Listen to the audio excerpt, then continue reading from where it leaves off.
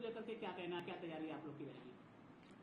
देखिए, जहां तक समाजवादी पार्टी और कांग्रेस पार्टी का सवाल है, यहाँ यो कहिए इंडिया गठबंधन का सवाल है।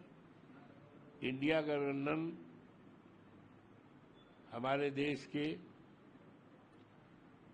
शीर्ष नेताओं ने बहुत सूझबूझकर इंडिया गठबंधन पार्टी का गठन किया है, क्योंकि आज देश की हालत बहुत खराब है। आज देश में डबल इंजन की भारतीय जनता पार्टी की सरकार है और इस सरकार के रहते और चलते हमारे देश के करोड़ों करोड़ों नौजवान जिनके हाथ में नौकरी नहीं है और है भी तो ठेके की है, बड़ी बड़ी उच्च डिग्रियां लिए हुए हैं, कहीं कोई इम्तहान नहीं हो रहा है, अगर इम्तहान होता भी है पर्चा लीक होता है। ऐसी संख्या 1500 में नहीं है, करोड़ों करोड़ों नौजवान हैं। और नौजवान किसी देश की दौलत सोना चांदी हीरा जवाहरात नहीं हुआ करती है। देश की दौलत वहाँ के इंसान, देश की दौलत वहाँ के नौजवान, देश की दौलत वहाँ के रहने वाले युवा लोग होते हैं। तो आज करोड़ों की संख्या में ये परेशान है। सरकार के पास कोई न इनके लिए कोई योजना है, न इनकी नीयत है, न नीति है, और तमाम समस्याएं हैं। महंगाई की बड़ी समस्या है, कानून व्यवस्था की समस्या है, और यही नहीं, हमारे देश के सेना का बड़ा सम्मान है। दुनिया के लोग हमारे देश की सेना को लोहा मानते हैं। एक गौरवशाली इतिहास है, लेकिन भारतीय जनता पार्टी की सरकार ने हमारे सेना के सम्मान को घटाने का काम किया है। सेना का सम्मान उसी समय घटा जब इन्होंने नौकरी में 4 साल के लिए अग्निवीर की व्यवस्था किया है। अब 4 साल बाद हमारा नौजवान कहाँ जाएगा, क्या करेगा? तो ये इन्होंने काम किया। अगर किसी ने इस देश के सेना का सम्मान बढ़ाया है, मनोबल बढ़ाया है, तो वो हमारे नेता दुनिया में नहीं है। माननीय मुलायम सिंह यादव जी जब इस देश के रक्षा मंत्री थे तो उन्होंने सेना के जवानों का शहीद होते थे तो पहले उनका कपड़ा जाता था घर पे, तौलिया आती थी, बनाई जाती थी। लेकिन जैसे वो रक्षा मंत्री बने तो उन्होंने निर्देश कर दिया है कि अगर कोई सेना का जवान शहीद होगा तो उसके पार्थिव शरीर को उसके घर पर, उसके गांव भेजा जाएगा, और गांव और घर में आने पर उस जिले का कलेक्टर, उस जिले का पुलिस का कप्तान उसको सम्मान देगा। और यही नहीं, यहाँ तक कहा था कि अगर हमारे देश की सीमा पर कोई दुश्मन देश चढ़ाई करेगा तो मैं उसकी छाती पर चढ़कर उसका जवाब दूंगा। लेकिन आज अफसोस है, भारतीय जनता पार्टी की सरकार है, चीन ने हमारी जमीन पर कब्जा कर लिया है। इसकी तरफ सरकार में बैठे हुए लोगों का ध्यान नहीं है। जिस देश से कोई मतलब नहीं है उसकी चर्चा करते हैं, केवल अपनी खामियों को छिपाने के लिए, लोगों का ध्यान बटाने के लिए वो करते हैं। ज्वलन समस्या पर कोई चर्चा नहीं करते हैं। इसीलिए हमारे देश के हमारे नेता, हिंदुस्तान के भविष्य आदरणीय अखिलेश यादव जी ने, आदरणीय राहुल जी ने और आदरणीय तमाम नेताओं ने इंडिया गठबंधन का पार्टी बनाया है, और इसलिए बनाया है कि ये देश गांधी लोहिया जयप्रकाश का देश है।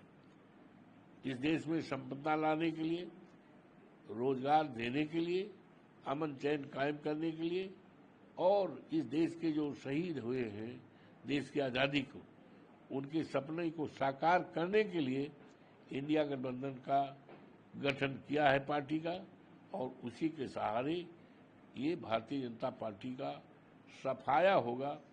और आज की स्थिति में महाराष्ट्र का चुनाव हो रहा है, और चुनाव हो, झारखंड में चुनाव हो रहा है और उत्तर प्रदेश में 10 विधानसभाओं में उपचुनाव होने थे।